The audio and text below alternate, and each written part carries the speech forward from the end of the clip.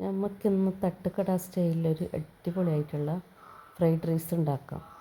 അത് ഞാൻ 200 gram boneless chicken കട്ടാക്കിയിട്ട് എടുത്തിട്ടുണ്ട്. അതിലേക്ക് 1 teaspoon garam masala, 1 table spoon മുളക് പൊടിയും, 1 ടീസ്പൂൺ മല്ലിപ്പൊടിയും, 1 ടേബിൾ സ്പൂൺ കോൺഫ്ലവർ, ആവശ്യത്തിന് ഉപ്പും ചേർത്ത് 1 ടീസ്പൂൺ ഇഞ്ചി വെളുത്തുള്ളി പേസ്റ്റും ചേർത്ത് നല്ലപോലെ മാരിനേറ്റ് ചെയ്തെടുക്കാം. അങ്ങനെ ഇത് എണ്ണ ചൂടാൻ വെച്ചിട്ട് അതിലേക്ക് ഇട്ട് നമുക്ക് പൊരിച്ചെടുത്ത് റെഡിയാക്കാം.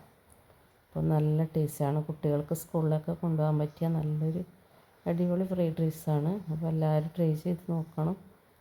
അങ്ങനെ ഇത് എണ്ണയിലിട്ടെല്ലാം പൊരിച്ചെടുത്ത് നമുക്ക് റെഡിയാക്കാം. അങ്ങനെ ഇത് പൊരിഞ്ഞ് വന്നിട്ടുണ്ട്. നമുക്ക് ഒരു പാത്രത്തിലേക്ക് കോരി മാറ്റാം. ഇനി നമുക്ക് മുട്ട ചീകിയെടുക്കണം. ഒരു പാത്രത്തിൽ കുറച്ച് ഓയിൽ ഒഴിച്ച് അതിലേക്ക് 3 മുട്ട ഇതുപോലെ ചേർത്ത് ചിക്കിയെടുക്കാം. അങ്ങനെ അത് റെഡി ആയിട്ടുണ്ട്. നമുക്കിതൊരു പാത്രത്തിലേക്ക് മാറ്റി വെക്കാം. ഇനി ഇതിനുള്ള മസാലകൾ തയ്യാറാക്കാം. അങ്ങനെ ഒരു പാത്രം വെച്ചിട്ടുണ്ട്. അത് ചൂടായി വരുമ്പോൾ അതിലേക്ക് എണ്ണ ചേർത്ത് ആദ്യം കുറച്ച് വെളുത്തുള്ളി, ഒരു 4 അല്ലി വെളുത്തുള്ളി ചെറുതായി കട്ട് ചെയ്തത് അതിലേക്ക് ചേർത്ത് നല്ലപോലെ വഴറ്റിയെടുക്കാം. പിന്നെ വലിയൊരു സവാളയാണ്, അതും ചെറുതായി കട്ട് ചെയ്തതിട്ട് നല്ലപോലെ വഴറ്റിയെടുക്കുന്നുണ്ട്. ഇനി ഇതിലേക്ക് പച്ചക്കറികളെല്ലാം അരിഞ്ഞ് വെച്ചിട്ടുണ്ട്. ക്യാബേജ്, ക്യാപ്സിക്കം, ബീൻസ് എല്ലാം ഇതിലേക്ക് ഇട്ട്, ക്യാരറ്റ് എല്ലാം ഇട്ട് വഴറ്റിയെടുക്കാം. ഓവർ കുക്കാവേണ്ട ആവശ്യമൊന്നുമില്ല. ജസ്റ്റ് കുറച്ച് വാടി കിട്ടിയാൽ മതി. അങ്ങനെ അതൊക്കെ വാടി നല്ല വഴന്ന് വന്നിട്ടുണ്ട്. അതിലേക്ക് ഈ മുട്ട ചീകിയതിട്ട് നല്ലപോലെ ഇളക്കി യോജിപ്പിക്കാം. അങ്ങനെ ഞാനിത് ഒരു 3 കപ്പ് ബസ്മതി റൈസാണ് എടുത്തിട്ടുള്ളത്. അത് തിളപ്പിച്ചൂറ്റിയതാണ്. അതും വേവിച്ചെടുത്തിട്ടുണ്ട്. അങ്ങനെ അതിലേക്ക് മസാലകൾ ഇട്ട് നല്ലപോലെ ഇളക്കി യോജിപ്പിച്ച് തയ്യാറാക്കാം.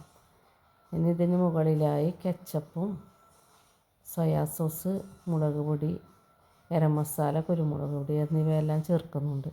1 ടീസ്പൂൺ കെച്ചപ്പും 1 ടീസ്പൂൺ സോയാ സോസ്, 1/4 ടീസ്പൂൺ മുളക് പൊടി, കുരുമുളക് പൊടി, ഗരം മസാല 1/4 ടീസ്പൂൺ എല്ലാം ചേർത്ത് നല്ലപോലെ ഇളക്കി യോജിപ്പിക്കണം. അങ്ങനെ ഇതാ മുളക് പൊടിയും ചേർക്കുന്നുണ്ട്. അങ്ങനെ ചേർത്തതിന് ശേഷം ബാസി പൊരിച്ച് വെച്ച കോഴിയും ഇതിന് മുകളിലായി ഇട്ട് കൊടുക്കുന്നതാണ്. അങ്ങനെ ഇതാ മുളക് പൊടിയും ചേർത്ത് നല്ലപോലെ ഇളക്കി യോജിപ്പിക്കണം. അങ്ങനെ നമുക്ക് പൊരിച്ച് വെച്ചിട്ടുള്ളതായ ചിക്കൻ ഇതിന് മുകളിലായി ഇട്ട് കൊടുത്ത് നല്ലപോലെ ഇളക്കി യോജിപ്പിച്ച് തയ്യാറാക്കാം. ഇതിന് മുകളിലായി മല്ലിയിലയോ സ്പ്രിംഗ് ഓണിയനോ ഇട്ട് റെഡിയാക്കിയാൽ മതി. അങ്ങനെ മല്ലിയിലയാണ് ഞാൻ ചേർത്തിട്ടുള്ളത്.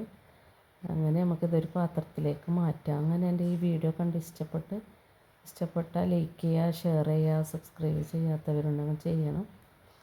വീണ്ടും പുതിയ റെസിപ്പിയായി വരാം. Thank you.